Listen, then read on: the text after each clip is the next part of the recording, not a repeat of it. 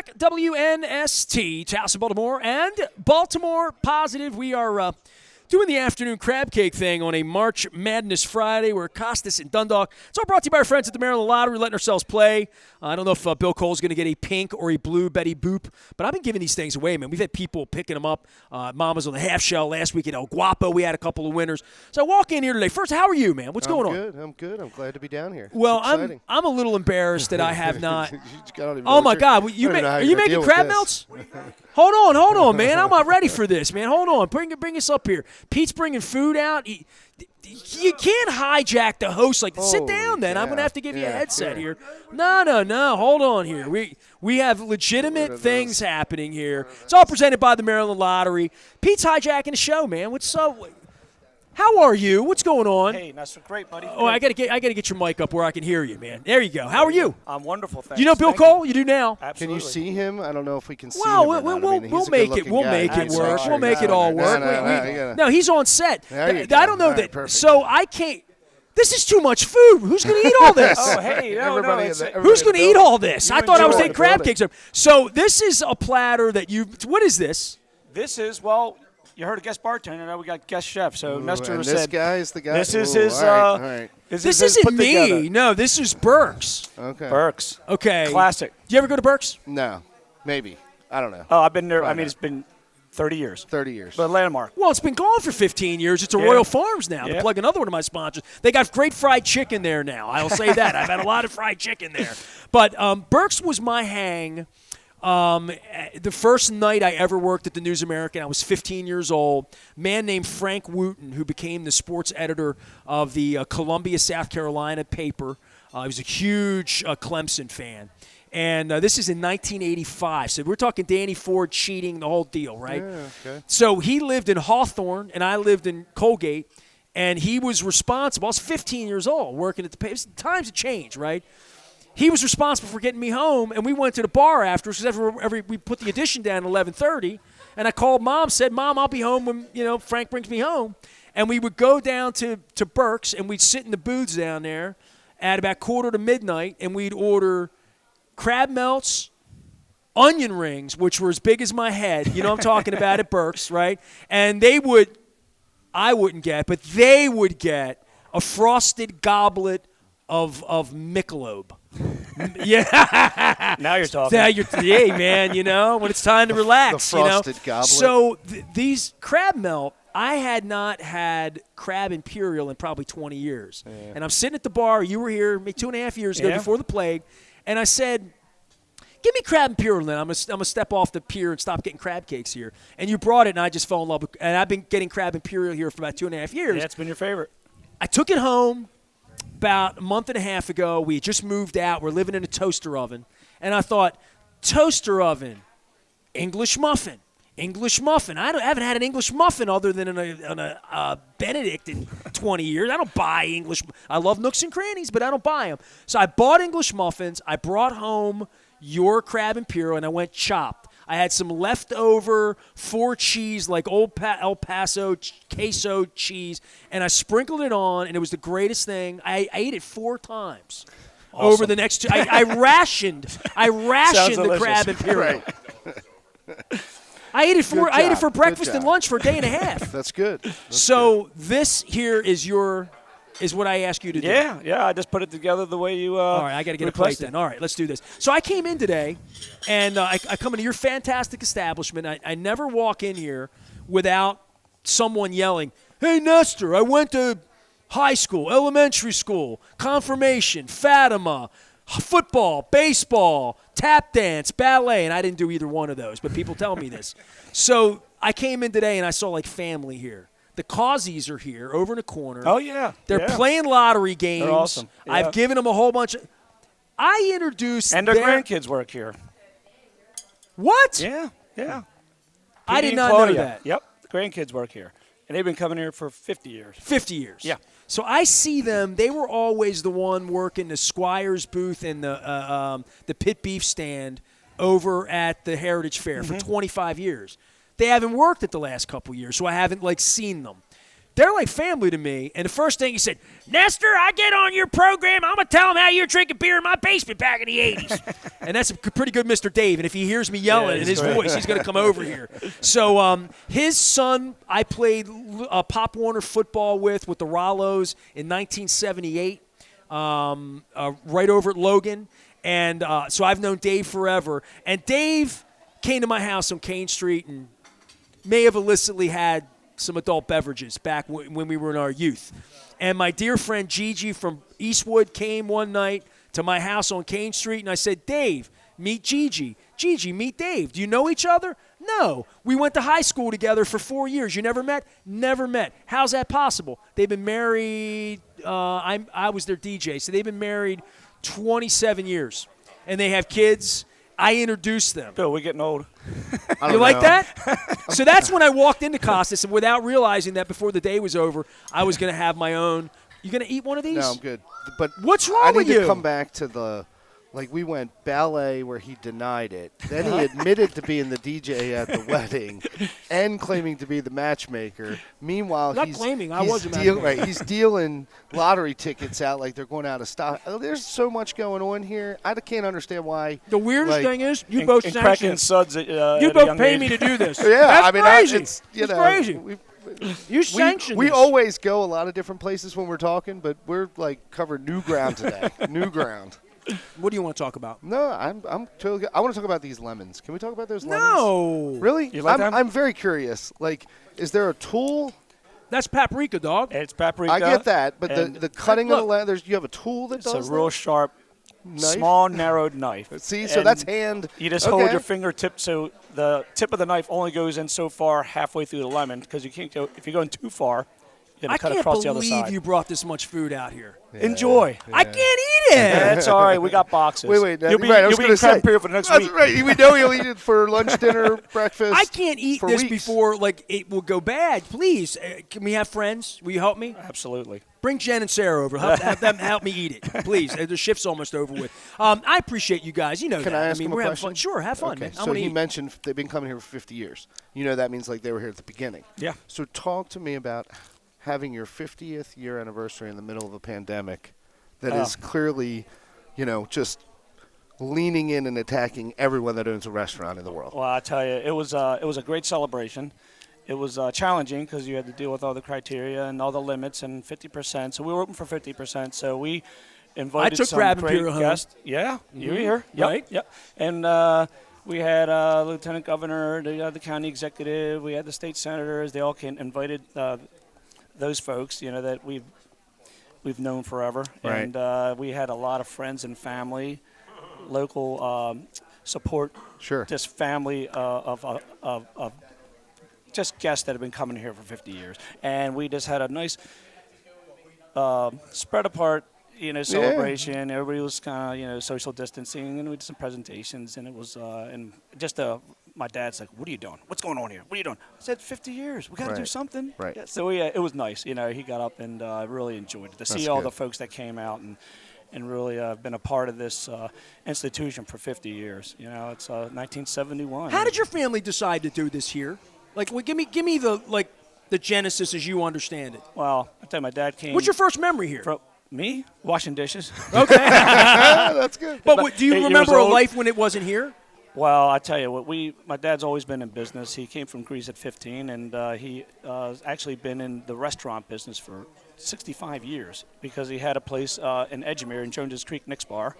So he was partners with his uncle there. Then he went to Ramona's, and Ramona's was down on the water at Miller's Island, and he had a partner there, and it was a very successful place. But you're talking back in the late 60s, early 70s, and he would drive up the boulevard, and they would come across this establishment, which was Schaefer's Pub 65 years ago, and then it was Hookemeyer's.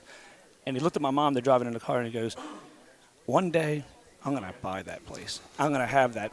I'm going to have that Now, he restaurant. liked it because the point, Well, this was cars went by it Oh, because of the yeah. point, right? This was a big deal. This was My like, father wow, passed step your up. place going to and from work every day of his life. day. Every day of his life. And when he was late, he was here, usually, and he would always bring us food home. Yeah. That was, like, literally, this was the stop home halfway between the point for my father. When my father got a ride, usually my father got a ride from Mr. Thomas, whose daughter married one of my best friends, by the way. And they would stop here, and he would be an hour late, but we would get shrimp. Yeah. It was always shrimp. I mean, I don't know why. this business has been here for 70 years plus. And my mom looked at him in the car and said, "Yeah, right. You're Was it never like a gonna own diner? that." It was breakfast, though, right? Breakfast was a big shift, We right? opened 6 in the morning. We closed at 2 in the morning. Thursday night at 12:30, the place would be packed. The shipyard let out, so they were getting out off work to cash in their checks. It's big. Trucks would come here, fill the parking lot because it was a good place for food. We served breakfast, lunch, and dinner. We're open 20 hours a day, nonstop. This dining room wasn't here. It was just a bar, but it was packed all the time. And then when the point went down from 38,000 people to nothing, the boulevard was so crowded you couldn't cross the street in the 70s and early 80s. And then when the Bethlehem Steel went down from 38,000, they went bankrupt, and you could lay down in North Point Boulevard and the car wouldn't go by. Right. And then we reinvented the wheel. We started with steamed crabs and reinvented the menu and just a lot of this great stuff and put the dining room on. And now we're a destination place. People come into Baltimore, they find out about us. And Literally iconic. Yeah, absolutely. Well, Leonard came over, and Leonard has now had a fried and a broiled. Which one do you like better?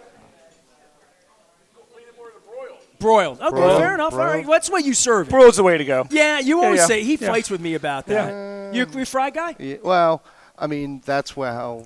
If my mom made them, that was how she made them. Yeah, That was the way to do it. Right. Yeah. So that, We're there's probably just- 80% people get them broiled, Yeah. prefer.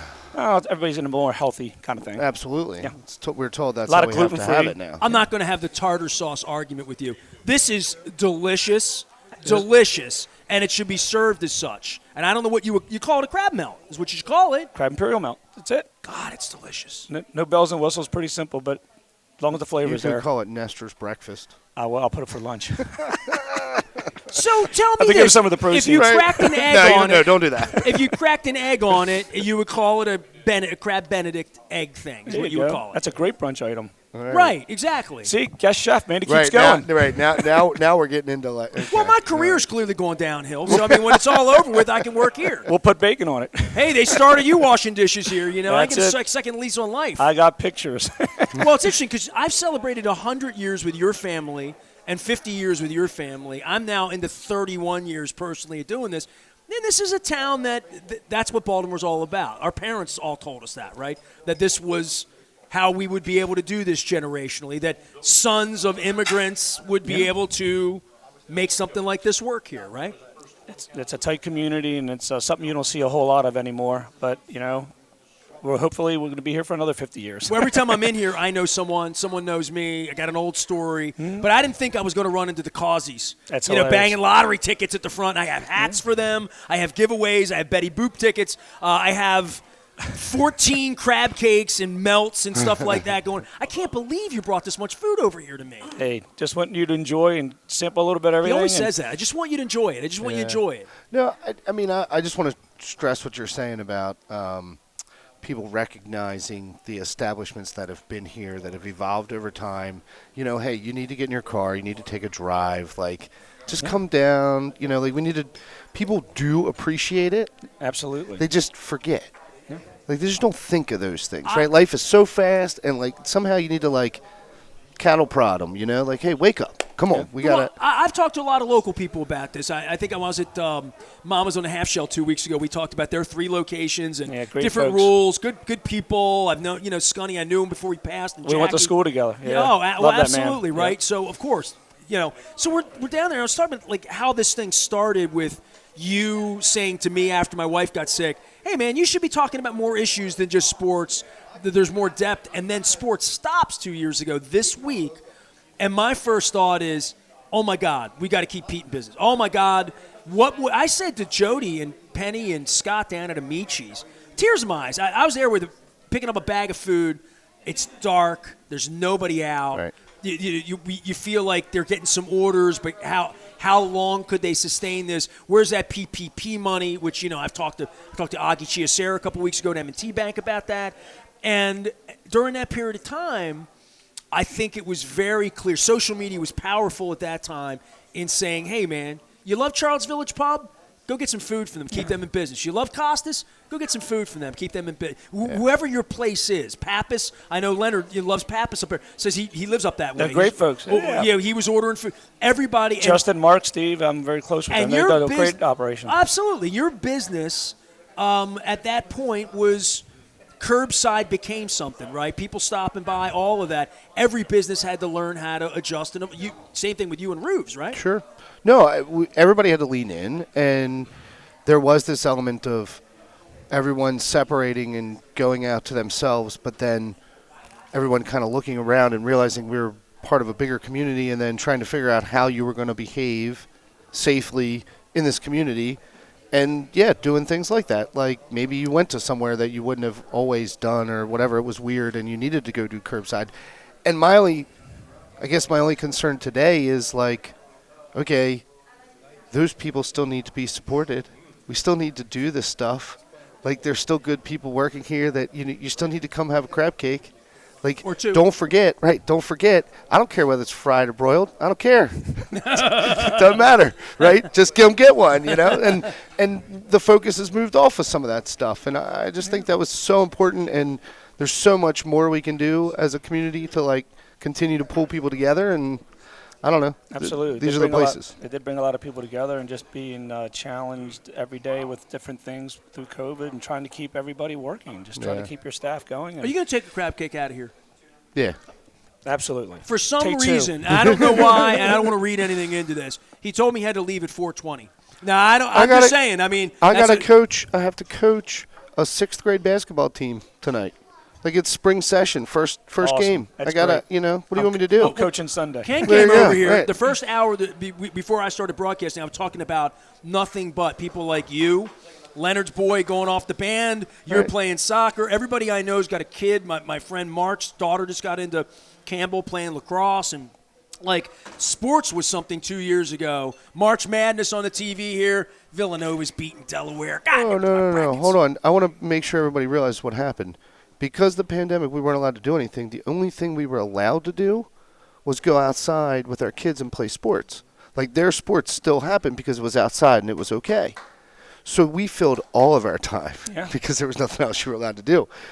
We couldn't come here and sit inside and have dinner. They took all that time with sports, and now we're trying to unpack that because I got sports 7 days a week and it's totally out of control, and it's our own fault because we don't know how to say no. But hey, Bill, come on over to Costas, get a beer with me, man. We'll hang out. Like, watch sure, Ness, I have 52 minutes. I got 52 minutes. At 4:20, I have to leave, and it's now 4:20 as I look up right here. Hey, I love you, man. Hey, I appreciate Bill it. Cole Roofing. Hey, Bill, really nice job. Awesome. Thank you, Thanks so much for having us. I appreciate the sponsorship on a local level and the friendship and the food and the cheer and all that. And as things get ramped up, we get back out. The Crab Cake Tour's making it happen. So perfect. Thanks for joining us. Get him across the bridge, man. Yes, sir. Key Bridge for you? You Key Bridge guy? No, not from here. I won't have to. Right? Key Bridge is that way. I'm going that way. All right. Yeah. Oh, you're going home? Yeah. Oh, you're not going to work. All right. No. Hey, you want to beat the traffic out of here? Right. You got a roof? You need him. Cole Roofing and our friends. Absolutely. I can't even pick this thing up. Man, I'll tell you right now. These are the secret little weapon. Get that off. Man. I'm Nestor. We're at Costas. We're doing Baltimore Positive. More friends and guests ahead, and the eternal debate of fried versus broiled continues after this.